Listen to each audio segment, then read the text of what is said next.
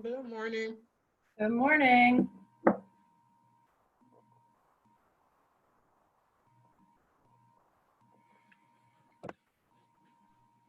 How is everybody? How's Ramsey, Mike?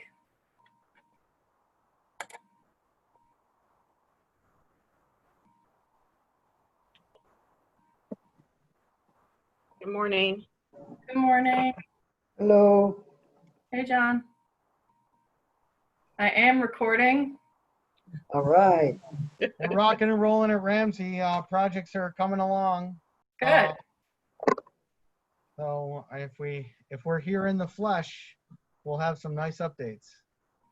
Yeah, that auditorium's looking pretty good.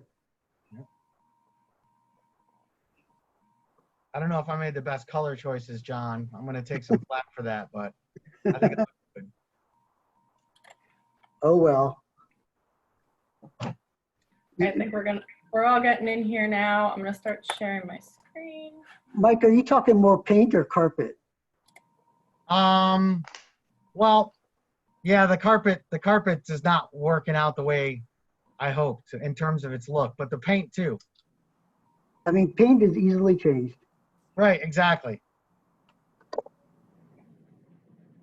Exactly.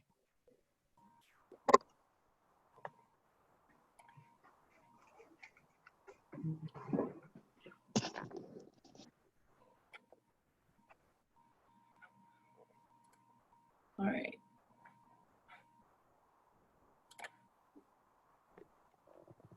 Tracy's trying to join. Let's see.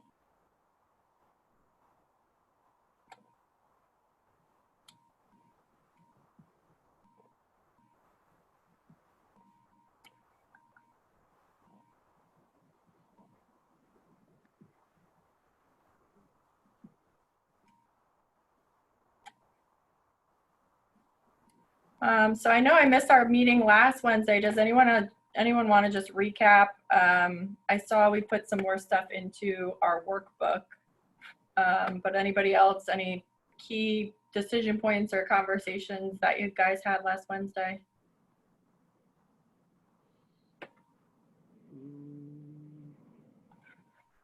Nothing really above what we put into the workbook. I thought it was a pretty good session. I think everyone's still kind of struggling with where we go from here. And it's especially in light of some of the other jurisdictions changing their course. I think we still have questions and concerns about the hybrid model. Yeah. Yeah. Okay.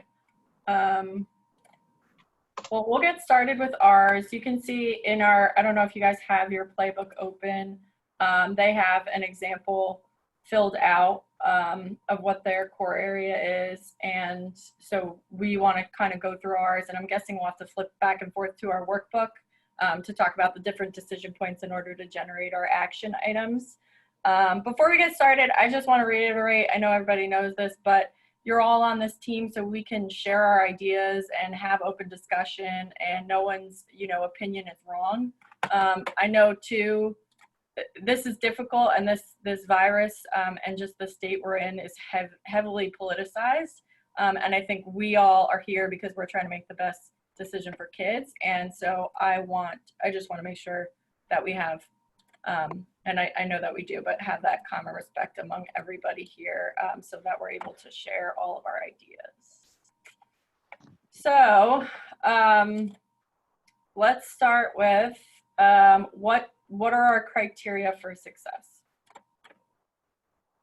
as the CIP and facilities team?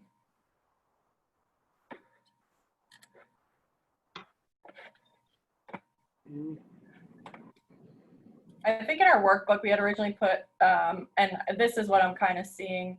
Can you see this when I switch tabs? Mm-hmm. Yeah. Okay. It said, we had said students, staff, and families should expect to be as safe as possible, regardless. So I felt like that's one of our criteria for success.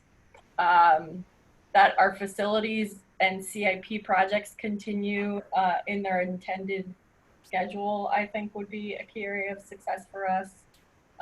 Other things from educator side or other side of the house?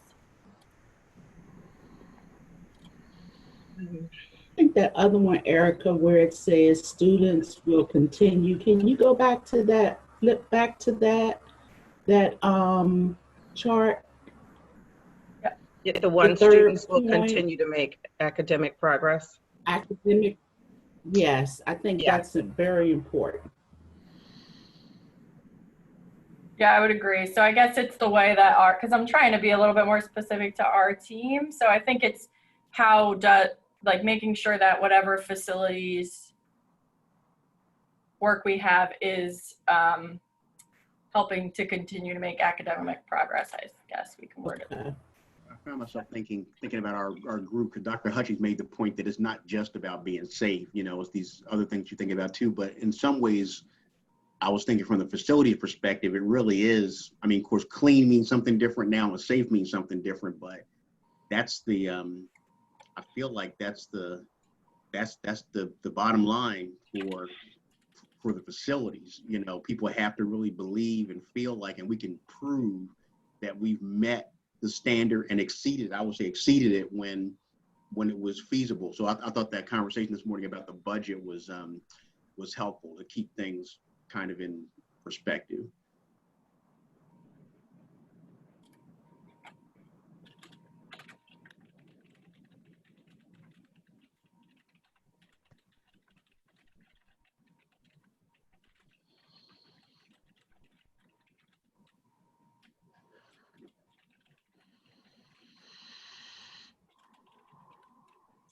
So maybe One thing I would say about that, Erica, the last sentence you just typed, I thought it was a good discussion too that Dominic led about the repurposing and reprioritization of things in order to support some of the things that we want to do. That was a comment that was made in our last breakout. mhm.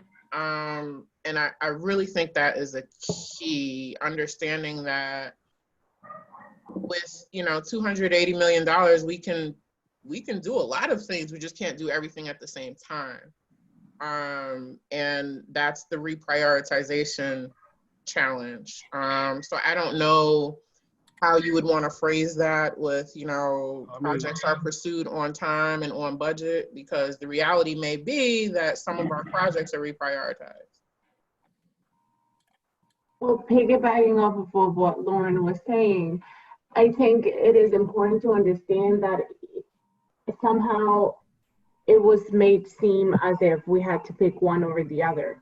And I think that if we do the hybrid model, it will not eliminate anything on the 100% virtual model, because the moment somebody gets tested and gets positive, everybody will have to go into online model right away. So we have to ensure that the online is strong regardless of whether we're going hybrid or not. So I think that we also need to allocate our funds in there. So in light of that comment too about making sure that everybody's as safe as possible, this kind of goes back to the empathy exercise that they were doing earlier this morning. I mean, they told us to think about someone or some student in particular. And in some of the work I've done over the last year, there's a couple of classrooms at Mount Vernon with the special ed kids. And it just seems to me that it's going to be very tough to implement some of these things across the special ed spectrum because our spaces aren't very big. There's, a couple of teachers for a handful of students who need a lot of attention and need to be right there with them. And those kids, it's going to be difficult to socially distance them. So I know that they are kind of the most susceptible, but as we're working through these things, that's kind of the picture that I have in my head for my empathetic visual for how this is all supposed to happen. And it seems to me that's going to be very tough to make sure that they are as safe as possible.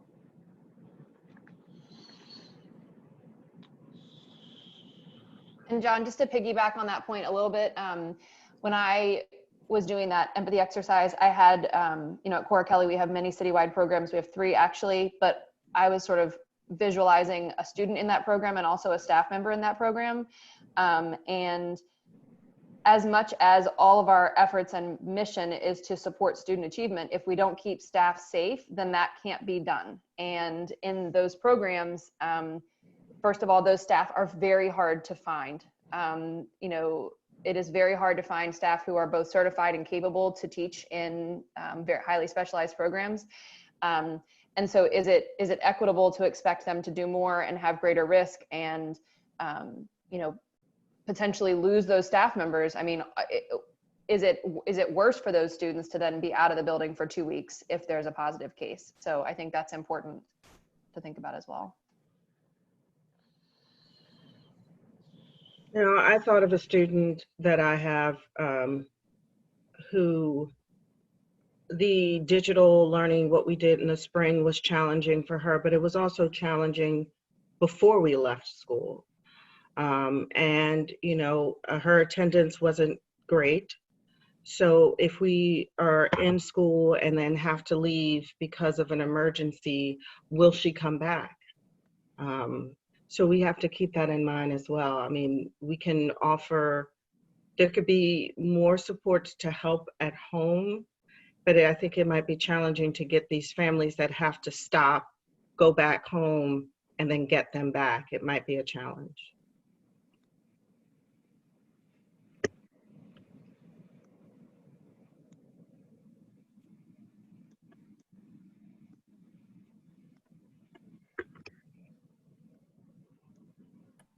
So Cora, I guess related to that, it's because it sounds like you're talking about basically an added transition for some of these kids if they come to school and then have to go back home.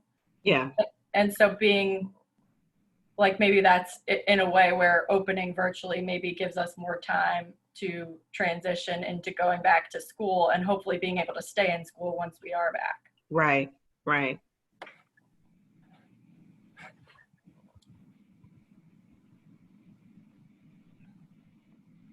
Because we also have to think about what, you know, it might be easy for the parents when we all go to the hybrid model, they might have to adjust their work schedule for that, for the 2 days in and the 2 days out.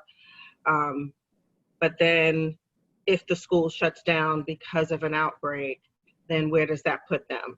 Then they have to go, and their employers might not be as sympathetic to those constant changes that are like that. It might be easier for an employer to just make the adjustment for the employees. So,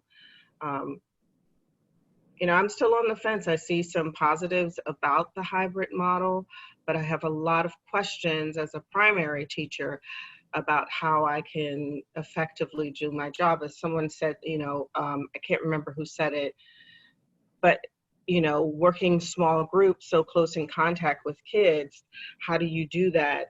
How do I teach guided reading? I don't even know how that would even look. And that's so much of what I do. One-on-one testing for PALS. What would that even look like?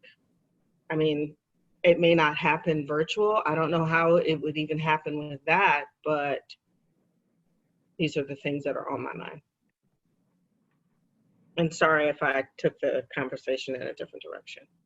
No, I think that's helpful. Really helpful to have that perspective. Now, this might be parsing words a little bit under criteria for success. The second line where it says staff and students, okay, you have the R and feel as safe as possible. I guess on one hand, it's like our criteria for success is that we're actually managing to the standard that's been accepted.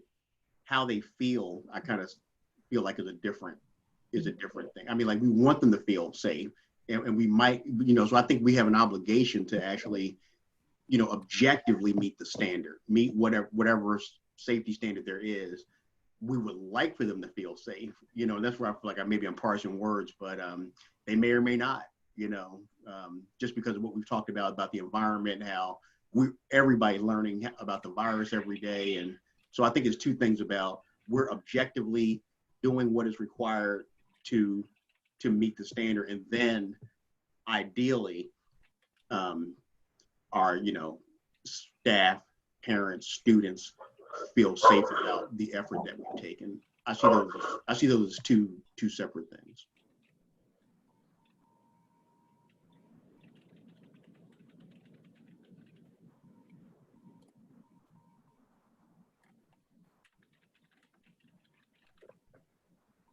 Yeah, I do think they're both critical though too. Yes, yeah, they are. We could just say we meet the standards, but how do we communicate that to staff and families so that they actually feel like we have done everything to make sure that they're safe? Right.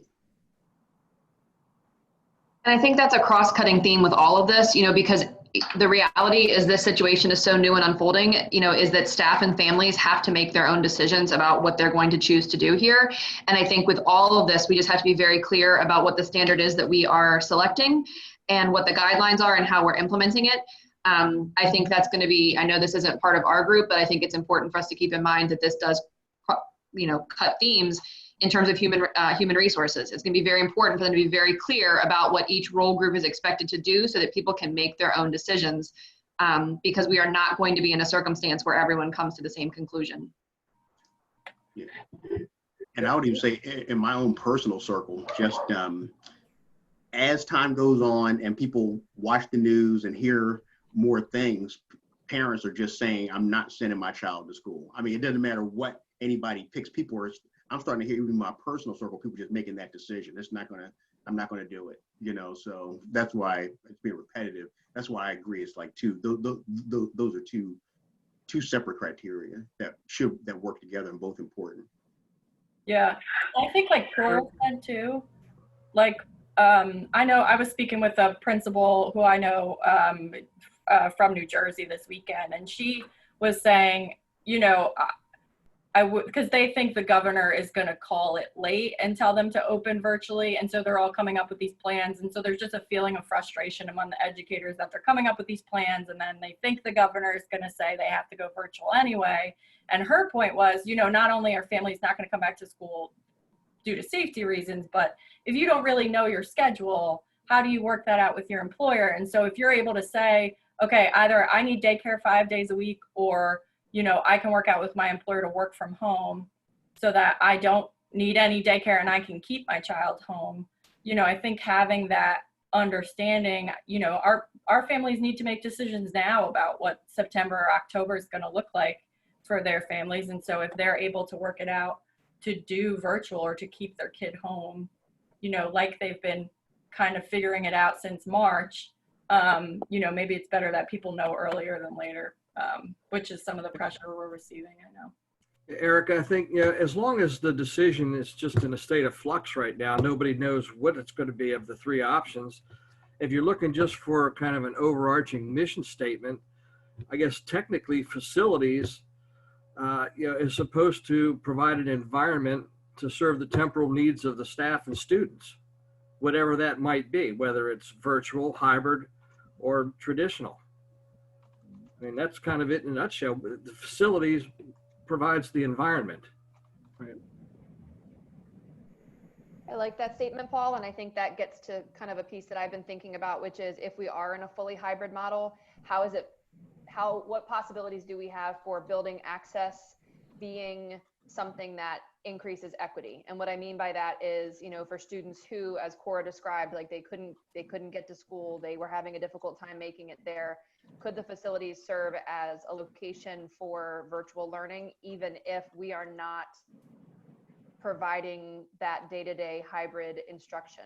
Does that make sense? Because what I'm hearing sort of, in the educational world is that a lot of families are developing these pods, and the people who are left out of the pods are the traditionally underserved students. And so I think that might be something to think about, like how can facilities be a tool for breaking down that barrier and reducing that inequity? Well, maybe you could help. I was in my mind to just keep thinking of the temporal needs. Maybe there's a better way to explain that would be understood by the community at large.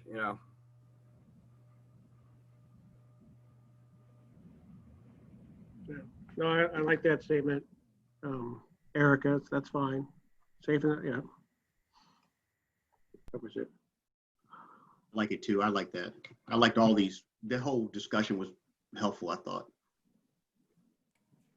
Okay, do we want to dive into some of our survey results on facilities and CIP, just see what they said? Yes. Mhm. Yes.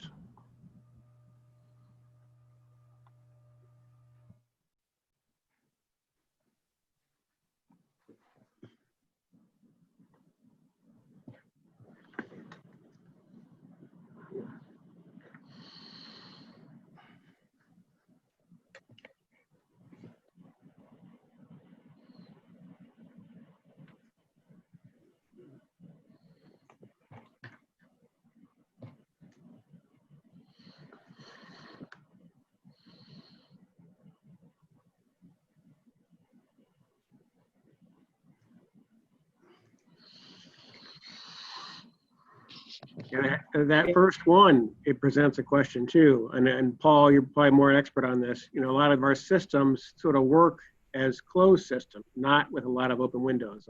That's a messaging point that we have to give to our community as well. Right. Yeah, Erica, can you expand the page a little bit? I'm having trouble reading the text there.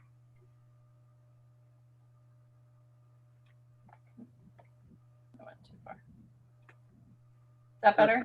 That's great. Perfect. Yeah, Yeah, as far as that's concerned for the ventilation, the code requires X number of air changes, and it has to be made up with outside air in order to make, you know, the air quality better in each of the rooms. Okay.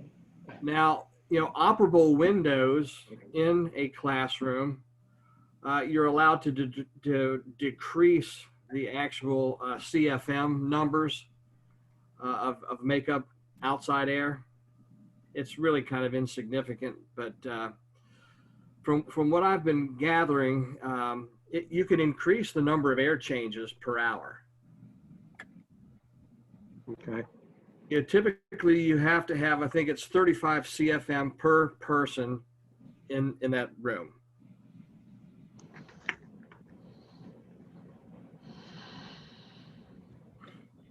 And that kind of gets to the, I think that we've kind of said this based on, I'm not even sure CDC gets to this level of standard. What are the number of air changes in this environment should we try to achieve if we're going to meet the standard given COVID-19? And I don't know if that, I don't know if that exists or not, but that I feel like that level of specificity will be required out of this group. And I don't know the science because it changes all the time, so I can't even pretend to keep up with it, but I know that there is a perception that humidity maybe weighs down the virus or something to that effect, and that is something we try to keep out of our buildings. So I think that we need to be clear on, for HVAC, you know, is it better for you to use the air change and the systems we have set up that are already in place, that are intended to limit the amount of humidity and things like that? Or is it better that people have a little bit more flexibility in what they can do in their classroom, and then just acknowledging that those are the issues that cause us to have molds, those are the issues that cause us to have HVAC problems. And I don't know, John, you deal with this all the time. What's your thought on that? So yeah, I mean, obviously mold has been a big concern at a handful of our schools, namely Mount Vernon and George Washington.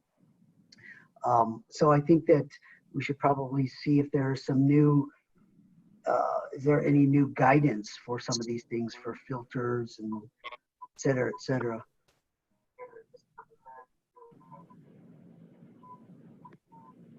I feel like this is an example. Sorry, John. I'm sorry, go ahead. I was going to say, I feel like this is an example of feasibility in the sense that, like, we should not, if we cannot take actions that don't cause long-term consequences, like, then we shouldn't take them, right? Like, there are long-term consequences to increasing the humidity in the buildings. And, I think that's just an important thing to say. Like, if you do this now, what are the long-term costs and implications? And I don't know, I mean, that feels like a decision point to me. Yeah, I really don't know that the humidity would be the way to approach this thing. And both, the humidity levels, which should be between 40 and 60% relative humidity, and the number of air changes, they can all be programmed in from the central administration through the building automation systems. So you could probably pick up the air changes, and something that they're looking at right now, the introduction of ultraviolet light. If you were to put that, say, in some of the return duct, that kills the virus and the bacteria. And that's something that's already in place. We might, want to augment what we currently have, to that newer standard. How do we relay that to parents so that they understand that? And, while on a facilities end, that this is being done, if a parent walks into the building and they walk into their child's class and that particular time that they come in, it feels stuffy. How do we address that? I think that's the concern that they're feeling, like that they're basing it on their experience when they've been in the school. Well, regardless of the COVID, you should never be in an environment that feels stuffy. Hmm.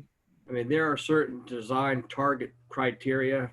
Typically it's 72 degrees, for the ambient design temperature, but they also have design limits. Now, this is a perfect example of what we're going through right now. The engineers will size the units for worst case conditions of maybe 90-degree outside air. Well, when it's 100 degrees outside, those compressors can run all day long trying to keep up, but they'll probably never get it back down to 72. It's just such an extreme. But fortunately, most of those situations are in July and August when, most of the students aren't in the facilities. But at no point should we ever have rooms that feel stuffy. And I think that's historically what's been the problem with our past problems with mold. And now we're currently going through the process, and we're changing out air handlers, rooftop units, throughout the whole division right now, getting, some of these pieces of equipment are 30 years old. A big problem with the stuffiness is things being beyond their life expectancy. Right. They're functionally obsolete. And that's a whole nother issue.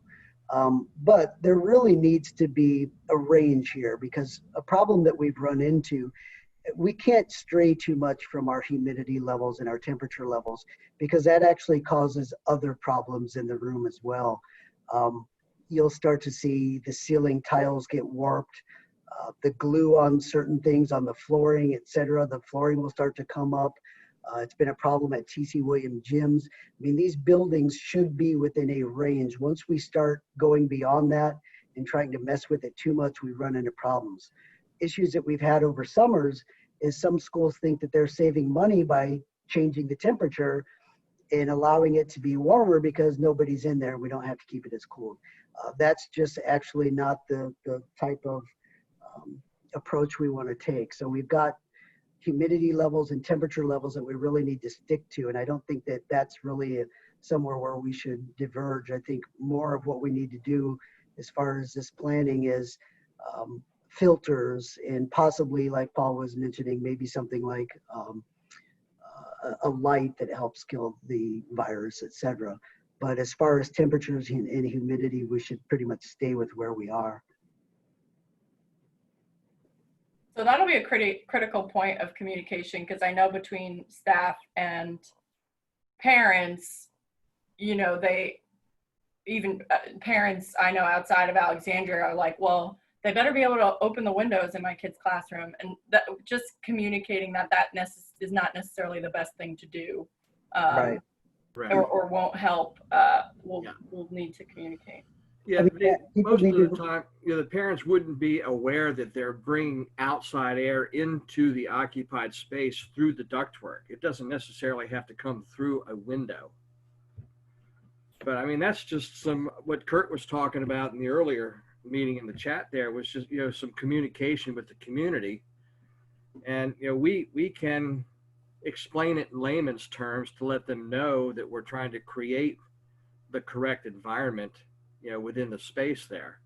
Yeah. Now, to just maybe to give a little more confidence to them, it would be just, a matter of a little programming change. If you wanted to increase the number of air changes per hour, instead of 3, make it 4 air changes per hour. That's things like that. And then the UV light, that's something that no one would ever see. That would be at the air handler source in a mechanical equipment room, out of sight altogether from the general public. But I mean, notices could go out that we're doing that.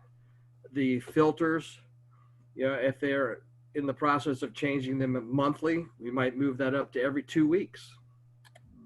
Now, I don't know that we could go to like a HEPA filter. Those are the high efficiency particulate filters that they use for asbestos removal, because that would restrict the airflow so much. I think that then ventilation would suffer. So I think probably just the same type of filters, but just a more frequent changing of those filters. Yeah. Okay, so maybe those are standards we need to develop as a division, and then ensure that our schools are. It just shows due diligence, trying to go the extra mile just to go above and beyond what the code calls for. Yeah. It's a confidence builder. Yeah. Let's try to move on to some of these other comments, because I think we'll start to find common themes as we go through. I think a lot of this too is really for the health and safety team. When it comes to cleaning, I don't think that's something our team's dealing with. That's something they'll do with it, but certainly worth the discussion. So the next one has to do with the deep clean of certain spaces, but then to removing water fountains and providing the other type of water dispenser. So I'm guessing this is a question from a parent about having the water bottle filler so kids aren't putting their mouth near the water. I think that's a good suggestion, and certainly something we could do. I'm not sure how much cleaner it is, because you're still putting something you put your mouth on near a water dispenser. Well, I think the water dispenser, to make that work, you would have to have cups rather than actually drinking straight from the source. You would dispense water into a cup and then the cup to the person. Yeah, kids providing their own water bottles for those filters. And some of the newer schools have both. They have the drinking fountains and what they call the bottle fillers. Yeah, we do. Yeah. We've got them at Patrick Henry now. Well, Mark, Yeah, we just changed all of them at George Washington to the new water bottle filling stations. Yeah, we're putting 6 in the swing space too. We have them at Maury. Right. It's actually can be pretty expensive to try and retrofit them into some of those old schools. Yeah, that's what we're finding is a lot of piping upgrades, or it's not just, changing it out. Yeah, because maybe a lot for of those now you could get maybe some little Dixie cup dispensers and a trash receptacle at the drinking source. Yeah, I think that's probably going to be the cleanest. Yep. Not people bringing their own water bottle. Minimal expense. Yeah. I would agree. Easily done. And then Erica, while I'm thinking of it too, when we get to the point, if and when we do go back and occupy the classrooms at the social distancing space, we need to be sure that that Ruth should probably be brought in on this so that she can talk to all of the custodial crews so that they know that those classrooms are set up that way for a reason. Don't let them just by human nature default and go, oh, we got to put them back in the way they used to be. They need to know to leave them separated. Right. That way. That might be, and actually I find this helpful myself. When every supermarket I go to, they've marked off the floor what 6 feet is. So maybe that's something as a specific action item that we actually say don't move or mark off the floor, like the desk belongs here for that kind of reason. Yeah, I feel like some of those stickers are going to be a nightmare when we have to pull them back off. But I do think too, like you can educate your kids and your staff on, okay, look at your ceiling tiles. Most of them are 2x4. So you need to be, 1.5 away from someone else, or you need to be 3 of them away. Like you can kind of, I think each building can know what kind of material or floor tiles it has. If you all have 12-inch by 12-inch floor tiles, then it helps kids, I think, to learn in that, like to maybe try and see if that's something they can. I don't know though. Figure out. With kids and even with adults, when you start getting into what you're doing, you just naturally default back to what is normal. You know what I What mean? was Like, normal for you? yeah. I mean, I find myself when I go to the supermarket now looking at people who are so mindlessly looking down the aisle that they're not paying attention to where they're getting close to me, and I move over, to that sort of thing. Well, and you have to make it easy for people. Like some of the one ways in the supermarkets or in the food stores are not, they're not the path that you would normally take, and then no one does it. That's right. Right. Yeah. And hey, Erica, where did we come up with the number of 65 square feet per desk area? So the way we thought about it, so you shared what Mosley was working on, Yeah. Studio 27. So we've had a couple of architects share stuff with us on the configuration they're looking at. And then in general, I just thought about it in the way of you need space for you. So figure you need 4 square feet for you, your person. So when you stand 6 feet from someone, you're not standing 6 feet from, if you're behind them, you're standing 6 feet from the back of them, right? You're standing 6 feet from the closest part to you. Or if they're in a chair, you're sitting 6 feet from that chair. And so just thinking about, you need 4 square feet for your person, and then you need 6 in either direction. So it's basically like an 8x8 box is what I figured every person would need. Now, when we actually go into the classrooms and set them up, we may find it's a little bit more than that, or it's a little bit less than that. But it just in general for the planning number, that's what we use. Well, I was thinking of it just a little bit different. I understand what you're saying about that, but when you put the 6 feet out there to the next person, well, that person has got to be away from you the 6 feet too. So if you go 3 feet that way and 3 feet that way, that's your 6 feet that you're clearing. Right, but then you need space for you. Well, you're included within that, though. You see what I'm saying? Yeah, I don't see it that way though. Because that's how like Fairfax County did it. They just did a 3-foot radius around a point. But I might be 1.5 feet wide. Right?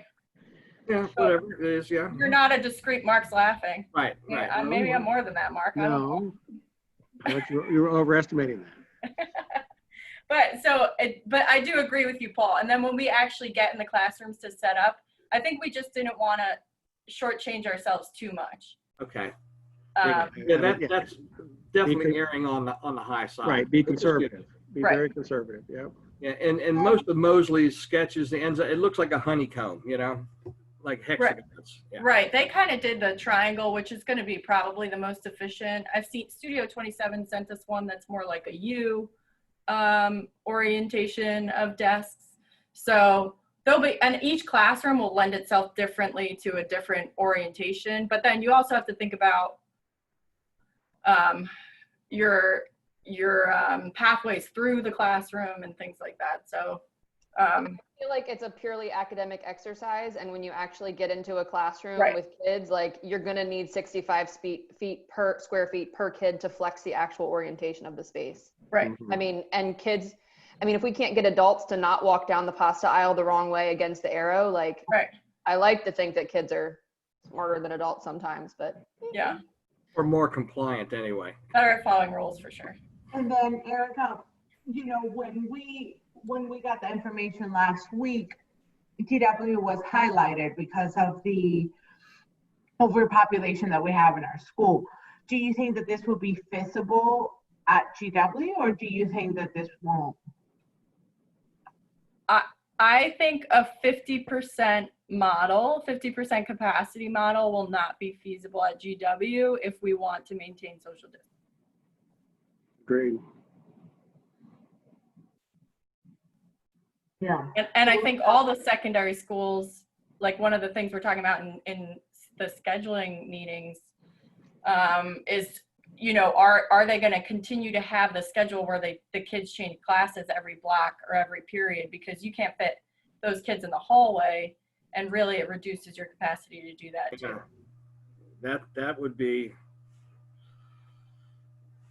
a very dense occupancy in the hallway, exchanging classes.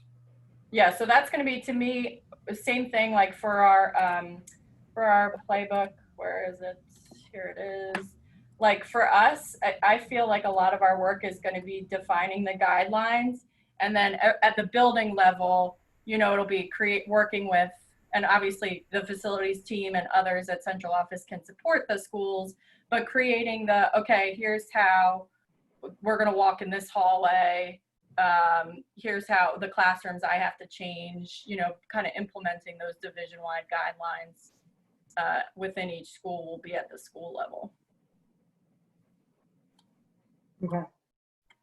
So let me add that in while we're here so we can accomplish something.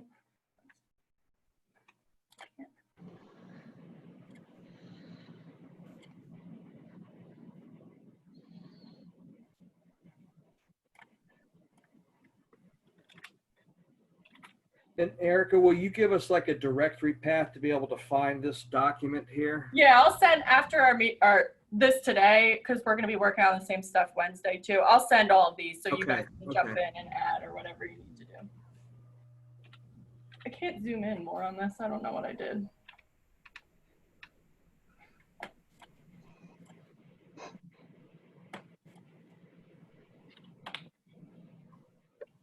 But that little magnifying glass up there under the word insert from the top there. And Erica, I was going to say, if you lower the speaker notes as well, that'll make the slide a little bit bigger. And also zoom in too.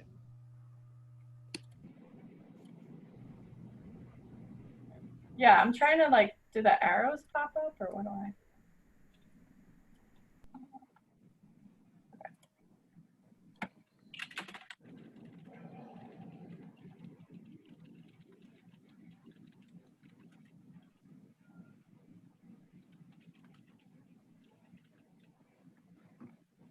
We got people joining our group today.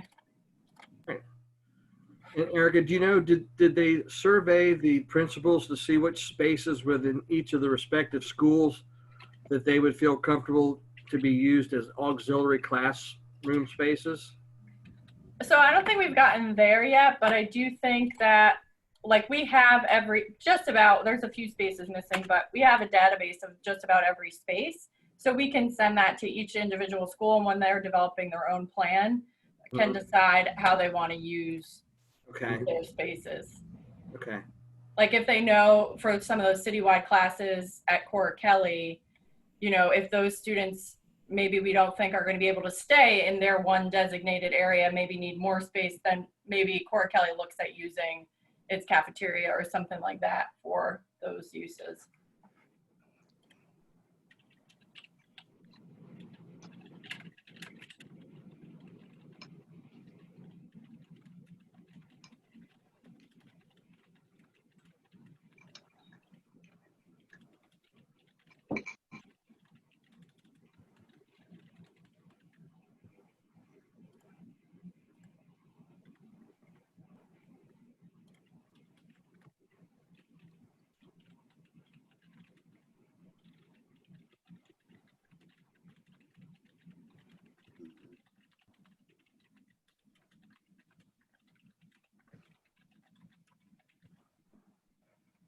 All right, let's see. Can I ask a quick question about the last one you just typed? Yeah. Of all the things I feel confident doing as a school administrator, creating guidelines on ventilation is probably pretty low down the list. So did you mean that when you say that, do you mean I am? I guess I'm thinking of it like administrator, central office too. Okay, Maybe thanks for clarifying. So I was like, Elaborate. I'm happy to communicate how the systems work to the best of my understanding, but. Am I interpreting it? Maybe I'm interpreting this wrong. Let me look at this one. Well, I was thinking, and maybe I'm wrong, but I was thinking that all of the HVAC stuff would go under division guidance. Yeah, I just put it in the wrong place. But I could be wrong. And I guess the reason I say that too is because I don't know, I don't want to speak for other schools, but I have zero ability to change the temperature in any classroom in my building immediately. So it's all done remotely. So if there are issues or concerns, I think that might go under school building action items, me understanding and knowing what an immediate, what's an emergency work order for HVAC systems versus what's a lower, for a lower priority request. Does that make sense? If I walk in a room and it feels stuffy, what am I supposed to do versus, you know, I don't know. If there are new guidelines that would need to be followed for those type of scenarios. Yeah, and I would think that we would want our operation and maintenance personnel that can make all these adjustments to the HVAC system remotely. You know, send a notice out to each of the respective principals or administrators and tell them what they've done to improve the environment. Air changes, filtering, whatever it might be. Yeah, and I think that's so important. I think when we talk about feasibility and like, we're trying to overcome like, and this is not a criticism, but we are trying to overcome years of schools feeling like perhaps their requests are unheard. And so, you know, when we say like reality is in the eye of the beholder, right? If I walk in a classroom and it feels stuffy, it doesn't matter that I know that you've got a UV filter, you've got increased air handling exchanges, all of those things, like people are operating on what they experience. So again, that's not a criticism. I'm just saying we just have to be very clear about what's being done on the back end so that we can convey that confidence to others. Right. No, that's a reality. And I think O&M is trying to work on the whole work order system and improving the responsiveness to that. So I think that's something that should be included in communicating how that's done, how it's prioritized, et cetera. I think that that's a good point. And I would say this, I've been here for a year, and that I've even heard at the school board that concern, that perception that it's been a challenge to meet what people felt was appropriate for clean and safe before, and this is going to take it to a whole different level. So I think that's just what everybody's saying about this is the context and the reality environment of how people perceive things, and you know, people's perception is their reality.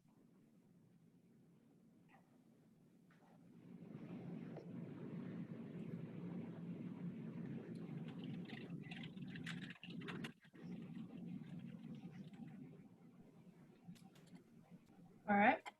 Oh, and that's why I think it's important when we develop standards to say the standards that we were using, we only change filters twice a year or whatever we do with the air change, we're only 35, is because that was the standard for normal circumstances, not that that was deficient. And then this is what we're doing now, just as part of the communication to say, this is why we did it this way before, and this is why we're doing it now to help bring people along with us. The confidence builder. Right? Yes, yeah.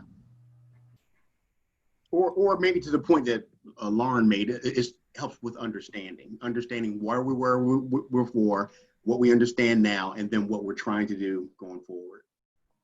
In fact, you know, I wouldn't be surprised if they changed the building code standards as a result of all of this. You know, I've bit my tongue, but you got to think that there is a long-term effect that comes out of all this. You know, what that's going to be, we don't know. It's still moving around, but you have to think that the whole normal bar is going to move somehow. Yeah. Just increased hygiene on every level. Something, or many things. Yeah. So getting into the next one, I feel like I'm reading it, and I feel like the second sentence and the last sentence are for us, and maybe some of the equipment stuff too, but the screening process, so I do think health and safety will be working on that, but would love to hear some of the school administrator perspective on a screening process and how feasible that is. Well, I think there's real issues with the accuracy, though. I mean, I go every morning, and every morning they say 95, 96, you know, it registers low. And I also don't know that that really means anything. It just means they don't have a fever at the moment. So before I would say whether or not it's feasible to do it in large numbers is, you know, one of those no-touch temperature things really, is that really an accurate screen, or does it tell us enough to say whether someone may or may not be positive? We just don't know. I don't know if anybody has any other ideas about what kind of screening could be done. Are you aware that they're considering about literally changing what the standard temperature is supposed to be? It's not 98.6 anymore. It's 97.5. Okay, but either way is a, you know, as a thermometer that registers. I mean, I've never been close to 98. I've always been 95, 96 every single time. But I don't know what it means. You know, it just means I don't have a temperature. Is there any other way to screen, especially large numbers? Are there other symptoms that could be checked? Or I know, like I mentioned last week, the trainer has a software program where kids can fill out everybody 6 through 12 has an account, and they can log in and fill out a questionnaire, which is, again, an honor system kind of thing. But, is that better than a temperature screen? I don't know. I think we have to determine what the screen is first, and then the admin can figure out how to scale it up and do it in a way that doesn't take up huge amounts of instructional time. And I get your point on, the accuracy of the screening, but I think this is probably more focused on where would it physically take place. Most of the schools have a foyer, an airlock, double entrance doors, Patrick Henry, Jefferson Houston. That's probably where that should take place before they get into the occupied spaces of the school. We have a lot of schools that do not have a vestibule like that with an airlock. Right. Minnie Howard is one example. Could we get a little kiosk or something just inside the entrance door that the people would have to go into first? Well, I think we would need multiple, unless we were talking about 20% of the kids, we would need multiple places and distribute where the buses and pedestrians and cars arrive even more than we do now. It's going to require multiple spaces. If I understand, they were going to screen the children before they got on the school bus. Is that correct? Yeah, but who is going to do that? There would have to be an attendant there with the driver, I guess. And if the child boards the bus, they get screened. And then there's just so many questions. Like, what do you do with a kid that doesn't pass screening and the parents already left them there? And the equipment that they use on the bus is going to be different from the equipment that they use in the school. They might not register a temperature when they get on the bus using that equipment, but another piece of equipment that, say, the nurse has, is going to get a different temperature reading. And as they enter the building, that's the last line of defense, would be the last reading before they physically enter the building. I mean, I feel like screening is one of those things that it's a perception issue. Like, if we say we're not going to do it because of all of the fact that it doesn't read accurately, like I'm in agreement with Mark. The day I came to school and that thing read 97.8, I was like, I have a fever, because I was like, well, if I normally come in at 95 and I come 97.8, then that's, to me, I'm like, oh God, I have a fever. Perceive that it's reading, under temperature. But if we don't do that, then what is the perception for parents? So I just think it's a really big, ugly mess. It's due diligence. I don't know if anyone got to see that information that Sima or Natalie sent out about what other learning from some of the other countries who have gone back to school. And a lot of them are doing screening, which I was kind of surprised by, because it's such a challenge. And to think about TC trying to get 3,500 people in the building when you got to take everyone's temperature, I don't see how it works. But I do feel like, on the flip side, regardless of whether kids have a fever, if a teacher has a kid who's sniffling or coughing in their class, I feel like there's going to be a heightened sense of concern, and that teacher is going to want the student and the other students in the classroom are not going to want that student there. And how do you just say that you've made an effort? I don't know. Yeah, I think screening brings up, besides the equipment, making sure that's standardized, like was mentioned, a lot of our buildings, like I think of Matthew Morey, there's no place, it's going to be a choke point, and we have to have several entrances for screening, I would think. But Paul, to your question, I can't think of any place in Matthew Morey, you enter and you go right up the stairs. Right. Once you get to the top of the stairs. Yeah. I teach at Murray. You are right. There is not a single entrance that does not lead you straight to classrooms or to an office. we have no security at the school. Right. Right. And you get to the top of the stairs and then it's a hallway. So that becomes a problem. And then can you do some screening outside in multiple locations? So just the physical nature of the screening, I think, is a big issue. And then what do you do in bad weather then? Well, and also, a type of quarantine room. People have just mentioned, we talked about this at our last meeting, but if a child is high and they got off the bus or their parents are already gone, what do we do with them until not letting them into the general school, but they can't go back home? What do we do with them? Or if we find a kid sniffling during the day that might have something, what do we do with them? So it seems like we need some extra space for kind of a holding quarantine area or something to that effect. That brings up a good point. Maybe we should look at all of the clinics and nurses stations throughout all of the schools to see if they have room for some additional capacity, 1 or 2 more cots or whatever it might be, so that we can, sequester that child out of the classroom and over into the clinic. I believe the nurses were already tasked with doing that. So I think it is something that's being thought about. Okay, good. So screening process, I'm sure health and safety are talking about that too. It seems like one of the bigger challenges that I feel like we have. And for, like we've been talking about, what's the benefit? Like, do we really feel that it's helping us, and two, I mean, it may just help in general because kids come to school with strep and the flu and all kinds of things. Yep. So I don't know. Creating layouts of the building pre and post COVID, I think that's absolutely something we'll need to do, and something we'll have to help the school administrators do at their level and see what's going to be our standard for signage, and things like that, because I'm anticipating we're going to have to buy a lot of signage. Yeah, I like that too. And this brought me to, I know we just maybe jumping ahead a little bit. I know August 7th is a report out to the board. And I know this is an open question, but what have we made a commitment about implementation other than be ready for school? Well, I guess I'm sorry, I'm answering my own question. It just depends on whatever plan ultimately gets adopted. That's the implementation, right?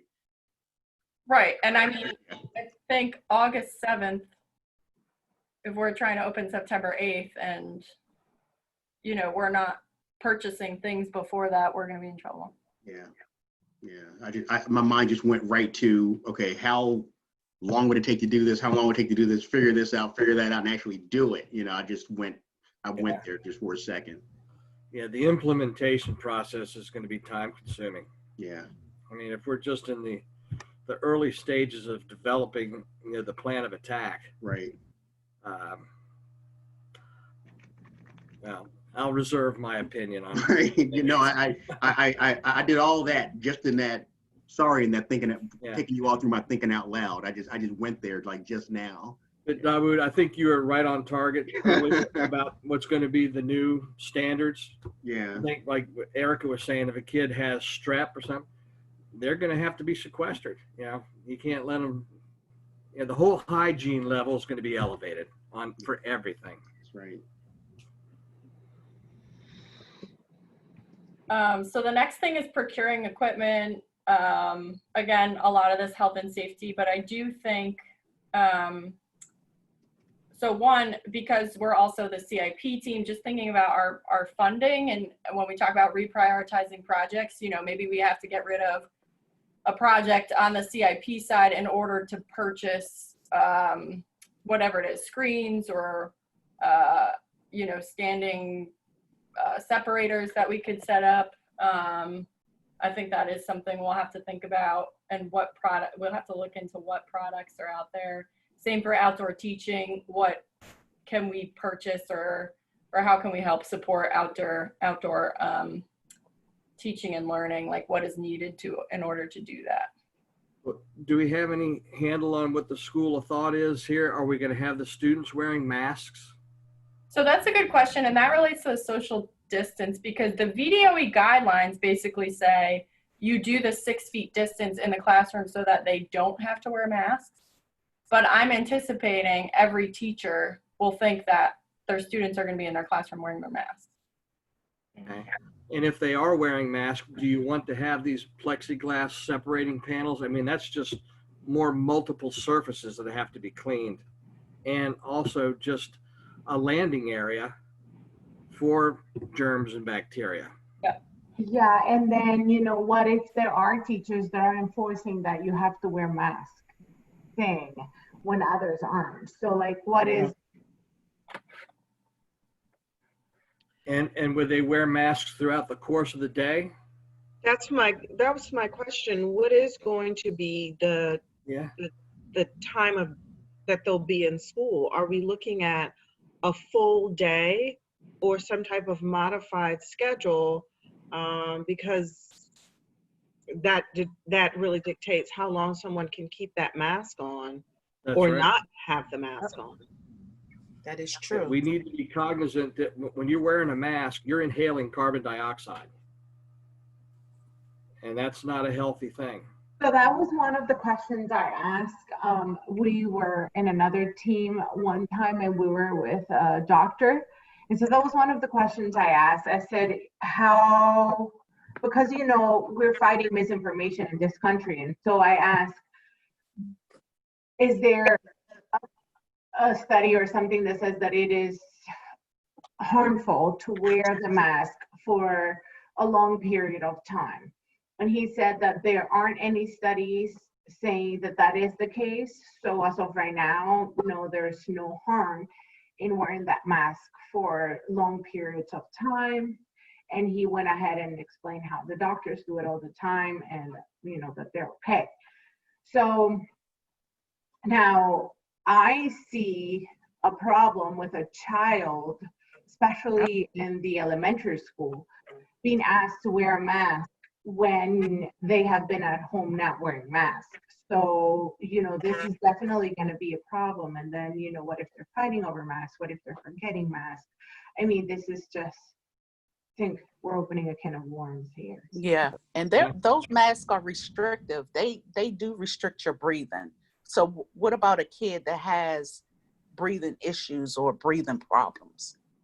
I agree, and there it also depends on the type of mask. Some of those masks really are only good for a day. They're disposable, and if you're wearing the cloth masks, you're supposed to be washing them, etc. So there are those considerations. But also, in light of what Jessica just mentioned, there's been, I think communication is also key.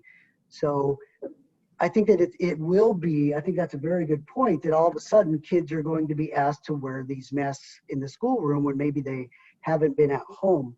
So I think as things are rolling out, that it would be prudent for ACPS to be communicating to parents that maybe they should start having the kids wear the masks a little bit at home to get used to it. So it's not such a new idea once they come into the school facilities, whenever that may be.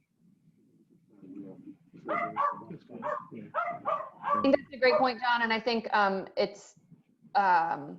it brings us back to the one of the first questions that we asked as a team, which is what is the benefit of the hybrid model? And if kids are if you're focused on your mask itching you, if you're focused on it being hot under your mask, if you're focused on the mask, you know, your teacher keeps telling you to stop touching it, you know, all of those things, are you focused on instruction and what is the instructional loss of that?